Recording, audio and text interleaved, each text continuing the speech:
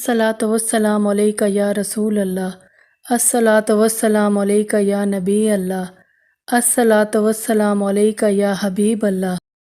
औज़ु बिल्लाहि मिनश शैतानिर रजीम। बिस्मिल्लाहिर रहमानिर रहीम। अस्सलामु अलैकुम। अल्हम्दुलिल्लाह एक और नई वीडियो के साथ हाजिर हूँ। कैसे हैं आप सब?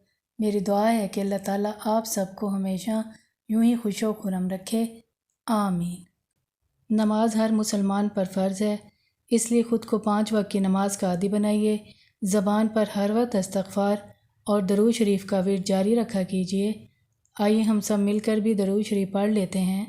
सल्लल्लाहु अलैहि व आलिहि वसल्लम। आज की आयत का तर्जुमा पेश खिदमत है। सूरतुल अंबिया आयत नंबर 1 ता 2। करीब आ गया है इंसानों के हिसाब का वक्त और वो पड़े हुए हैं गफलत में मुंह मोड़े हुए। नहीं आती है उनके पास कोई नई नसीहत उनके रब की तरफ से, मगर वो उसे सुनते हैं इस तरह जैसे खेल रहे हों। सुभान अल्लाह। हर इंसान की कुछ ऐसी ख्वाहिशात होती हैं जिनकी तकमील का वो ख्वाहिशमंद रहता है। इसी तरह हर इंसान की ज़िंदगी में मुश्किल वक्त भी आता है जिसके ख़ात्मे के लिए वो हर वक्त दुआएं मांगता रहता है। किसी इंसान को सेहत, किसी को रिज़्क़, किसी को नाइत्तफ़ाक़ी, शादी, जादू टोना, औलाद की नाफरमानी, बेबरकती वग़ैरह जैसे मसाइल दरपेश होते हैं। अपनी आज की वीडियो में मैं आपको हर मुश्किल को दूर करने का एक मुजर्रब वजीफ़ा बताऊंगी। ये वजीफ़ा आपने अपने मकसद के हसूल तक जारी रखना है।